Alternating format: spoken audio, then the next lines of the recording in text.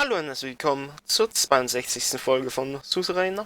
Letzte Folge haben wir den Spion Lavier der Polizei übergeben. Und jetzt haben wir einen Press Release wegen dem Skandal. It was the morning of Lalia's trial, and hordes of reporters were gathered in the front of the state courthouse. Peter, Lucia and I stood by the entrance. Lucian had helped break the news of my secretary's arrest. Now the media was beginning to question exactly how a Rambok agent had been able to infiltrate the Maroon Palace. It was time for me to deliver an explanation. A podium with a bank of microphones awaited us on the courthouse steps. Peter looked uncertain. I had told him I would be doing all the talking today. Remember what we talked about, Mr. President? How could I forget? I was about to blame my best friend for scandal that would otherwise shatter my administration. Peter hadn't said a word to me since I broke the news to him in my office. Together we stepped behind the podium. The reporters clustered around us and started shouting questions. Thank you for coming.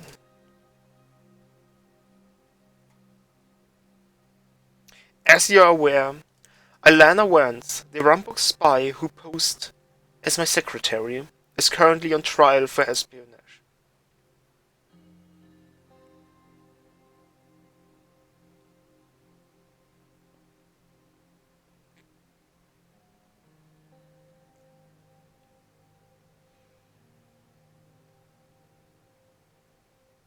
Rest assured, Rambok will be made to answer for its latest affront to our great country.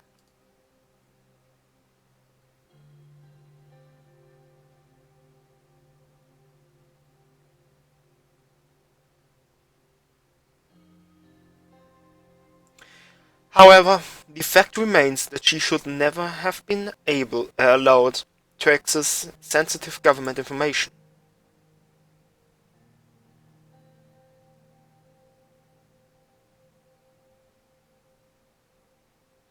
She did so by exploiting the weakness of Vice President Petr.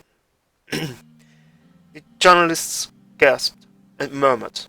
Peter turned to face to me, his mouth hanging open.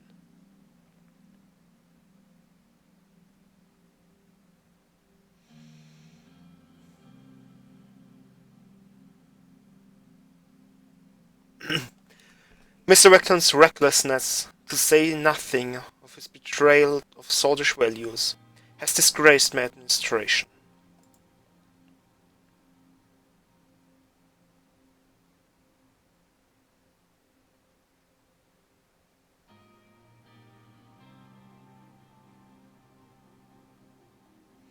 Therefore, the Vice President has tendered his resignation, effective immediately. Ich hätte es nicht übers Herz gebracht, Peter jetzt hier von der Polizei wegschleifen zu lassen. The clamor of reporters was growing louder. Peter seemed to shrink behind the podium, his charisma failing him at last. That's it then. No going back from this. The reporters were becoming hard to ignore. One woman in the front row looked particularly insisted. Mr. Recton!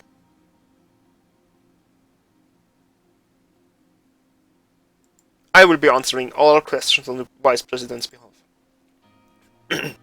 Mr. President, were you implying that Mr. Recton and the cavalry agent posing as your secretary were engaged in intimate relations?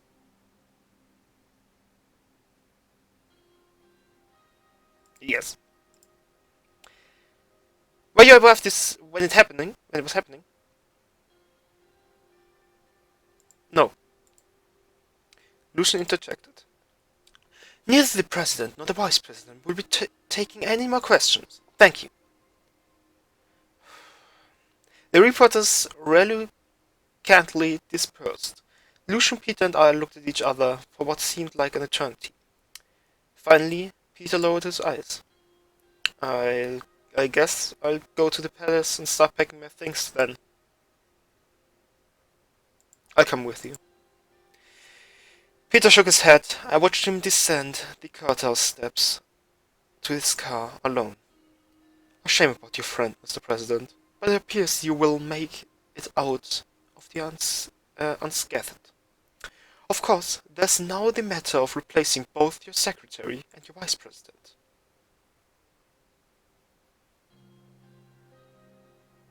You're a little old to be my secretary, Lucian.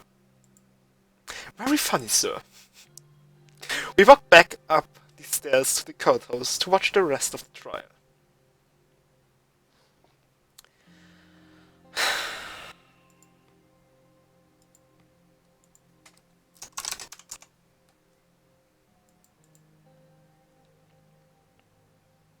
Petr is a Swedish politician and the former vice president of Sweden.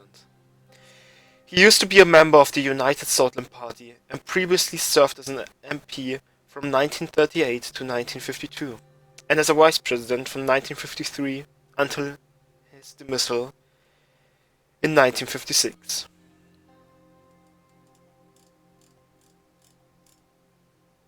In 1956, he was involved in a huge scandal that led to his dismissal as vice president, according to reporters. Welchem had an intimate relationship with a foreign spy who had infiltrated the administration and was blamed for leaking classified information. He was dismissed from his post by Anton Rainey shortly after the scandal broke.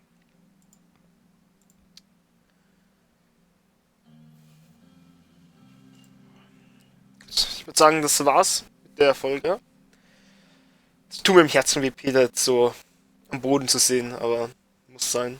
Lasst doch ein Like und ein Abo, wenn es euch gefallen hat. Schaut beim nächsten Video vorbei. Morgen 14 Uhr geht's weiter und haut rein.